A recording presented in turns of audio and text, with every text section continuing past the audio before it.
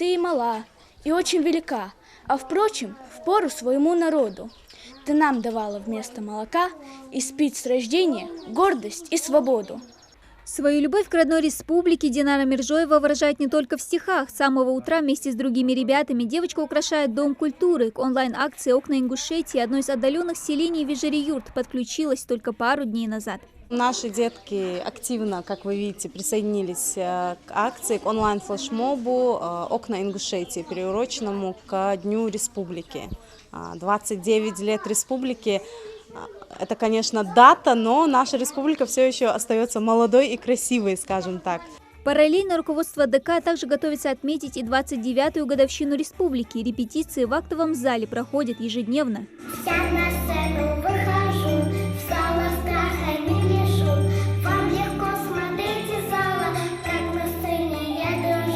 Просторный концертный зал на 220 мест, уютная библиотека, кабинет для занятий театральным искусством, вокальные, музыкальные и танцевальные кружки. По поручению главы республики Махмуда Али Калиматова сюда также завезли новые музыкальные инструменты. Синтезатор, пианино, гитары, балалайки. Дом культуры, открытый в прошлом году, уже успел стать излюбленным местом всех сельчан.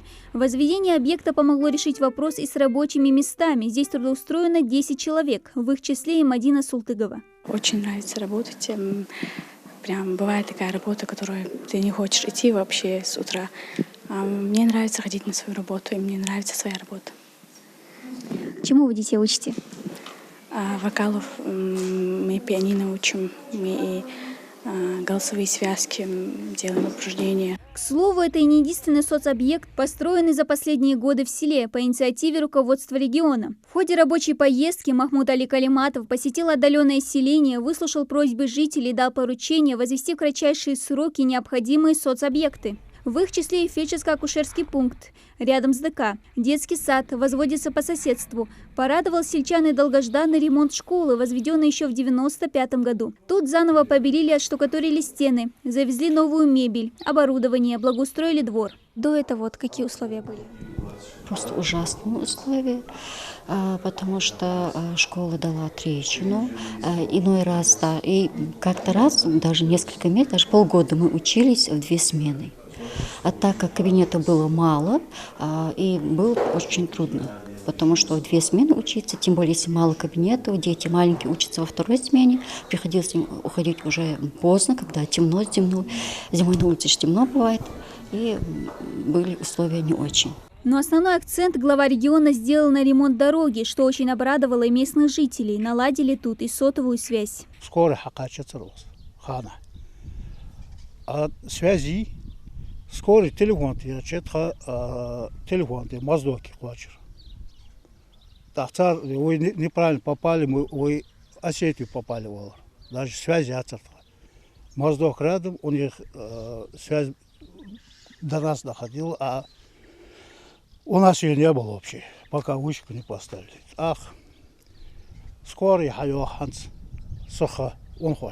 Проводить досуг весело сможет и молодежь. Специально для них построена спортивная площадка. В селении, где проживают чуть больше 1000 человек, таких изменений еще не видели, отмечает и местный депутат Муса Бузуркиев. А ждали они их очень долго. Вообще до нашего села никому дела не было, если честно сказать.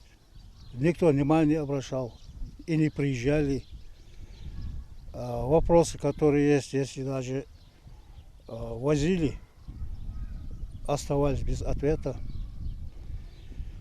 А сейчас на наше село обратили внимание. Большое даже внимание, огромное внимание.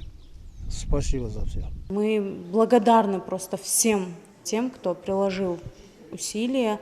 В отдельности хотелось бы выразить благодарность главе республики Махмуду Али Макшарибовичу Калиматову, потому что именно с его приходом начали обращать внимание на наше село, и вот с его приходом пошли вот такие колоссальные изменения. Ну а к 4 июня воспитанники Дома культуры уже готовы порадовать своих родных, близких и всех жителей села большой концертной программой. Дана Плеева, Магомед Шаухалов, Новости 24.